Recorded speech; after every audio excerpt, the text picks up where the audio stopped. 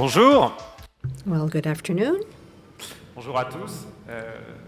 Je suis très content d'être I'm very ici au happy to Havre. be here in Le Havre. It's a town I really like. I'm very fond of Le Havre. I have some of my family here in Le Havre. My wife was brought up in Le Havre, so it's a city I'm very fond about.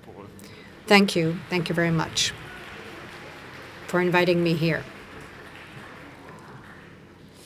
Alors, Le Havre, Well, Le Havre c'est une ville qui a is a su se town réinventer, which has been reinvented and which has been able to reshape what it was. And here we are all together in this forum so as to see how we can reshape towns. We're not going to reshape the world if we can't reshape our towns and our cities, and if we cannot reshape the role we play as an inhabitant or a citizen in our towns. And I'll try to convince you that cities and towns will give rise to hope and progress. This is why 5 years ago we started with New Cities Foundation, which is a think tank devoting most of its thoughts to the developments of towns. I'll show you fantastic projects that we have launched concerning cities in our foundation. We didn't really find yet the way to use fully the potential we have in our towns as inhabitants of the towns, but we're going to see all together what we can do in the future to trigger maybe more projects. Now, there is a real urban revolution which is taking place. We already said a few words about the people living in towns. We're going to twofold, threefold the population. But what strikes me is the way it goes. It goes so fast. This is what it looks like in 2010, and this was a snapshot which was taken in 1994. All these lights you see here are towns. Now, just to come back closer to what it looks like, if you get closer to the ground, this is Dubai in 1980. And this is what it looks like now in 2015. It's the same picture which was made. And therefore, you see that there is a speeding up, which is incredible. And I think that this can be a source of progress. This is another town you've never heard about, which is a town called Jingjinji. It's a huge town or a huge area which surrounds Peking. And it's 30 million inhabitants. It's a huge town with 30 million inhabitants. It's the overall population of Japan on an overall surface which is twice the surface we have for Paris. Now, of course, when we speak of a huge demographic upheaval, that also means that there will be a very strong impact on environment. Jean-Louis Chaussade has said a few words about this. This is São Paulo. This is the main reservoir of São Paulo. It's the largest city in the southern hemisphere. Now, the upheavals, the changes, are not going to have only an impact on the environment, and it's not only negative impact. And at the COP21, we'll see that we also have towns bringing us positive messages, and we'll see this tomorrow. And the mayor of Mexico feels very happy because he's been able to bring down by 50% the CO2 emissions. Now, this is not only something that mayors can do or big towns we can do. This is a wonderful startup, which is Plumer, which analyzes the atmosphere and the quality of the air. Now, the major upheaval which will take place with towns is not only going to have an impact on the environment, because we should not forget that these towns are a real booster, driver for the economy. It will produce huge wealth. Now, what do we think about when we speak of wealth? For instance, the Qatar. Now, no, but let's not speak of a country. Shanghai, for instance, this Chinese town is the whole wealth of Qatar plus Denmark.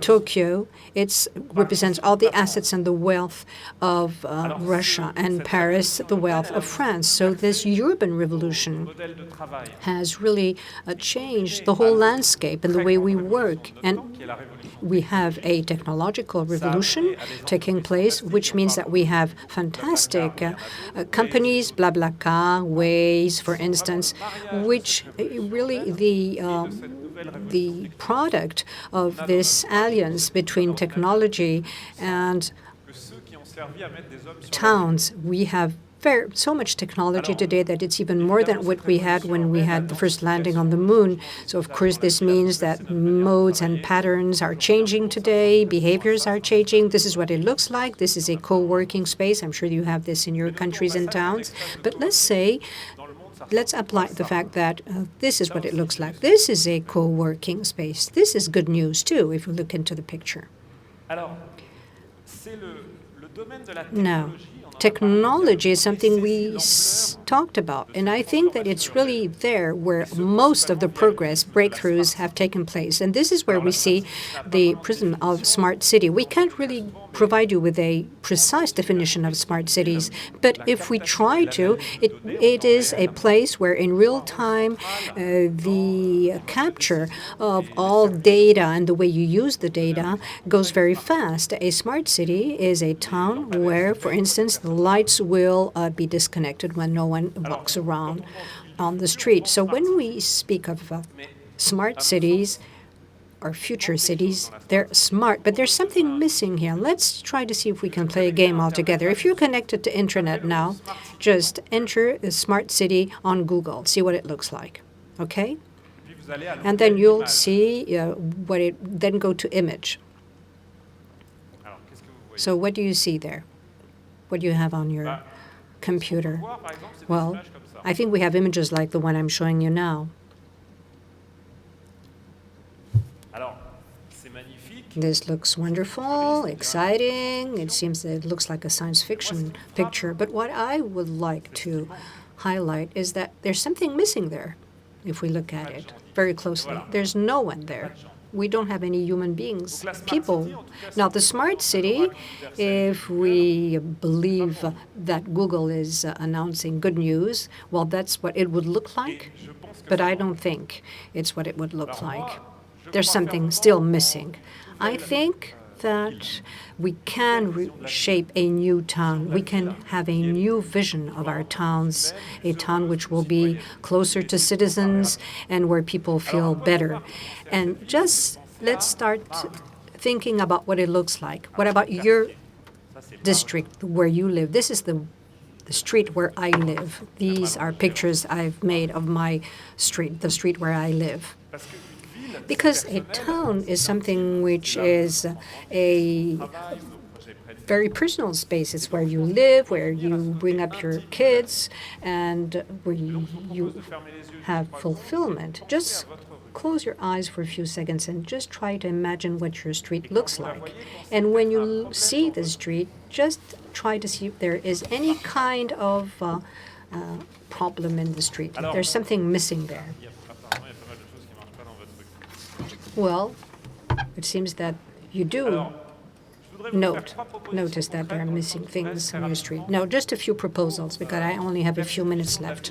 This is what the citizen city would look like. I would like to start by speaking of public space.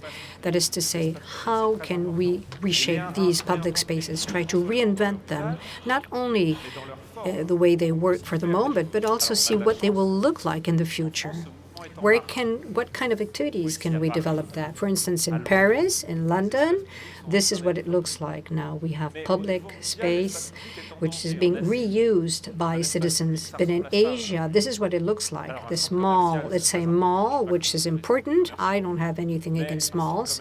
But a mall is not really what I would call an open public space. And there are fantastic projects I would like to show you. Mexico, for instance, where you have green areas which are just being invented. It's a truck which has been parked there.